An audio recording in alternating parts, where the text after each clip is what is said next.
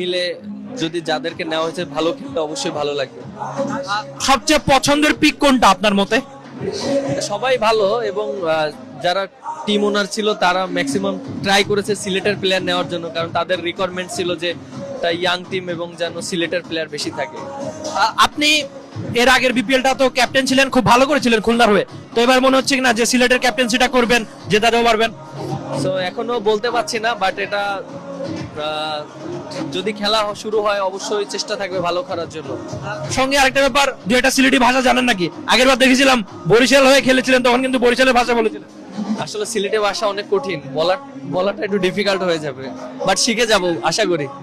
আর ওদের ফ্যানদের জন্য কোনো মেসেজ থাকবে? সিলেটে একটা হিউজ ফ্যান বেস রয়েছে, এবার বিপিএলটা সিলেট থেকে শুরু হবে। না অবশ্যই, যেহেতু সিলেট থেকে শুরু হচ্ছে, সবসময় সিলেটবাসীরা সাপোর্ট করে থাকে, আশা করি এবারও তারা মাঠে আসবে এবং সিলেট টিমকে সাপোর্ট করবে।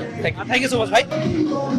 মেহেদী হাসান মিরাজ ছিলেন ডিসপোর্টসের সঙ্গে, যেভাবে জানালেন যে দারুণ ক্রিকেটটা তিনি খেলতে চান, যদি ক্যাপ্টেন হয়ে থাকেন দলকে জেতাতেই চাইবেন। দেখা যাক মেহেদী হাসান মিরাজ জেতাতে পারেন কিনা সিলেটকে। Rifat ইমিল, T Sports, Dhaka.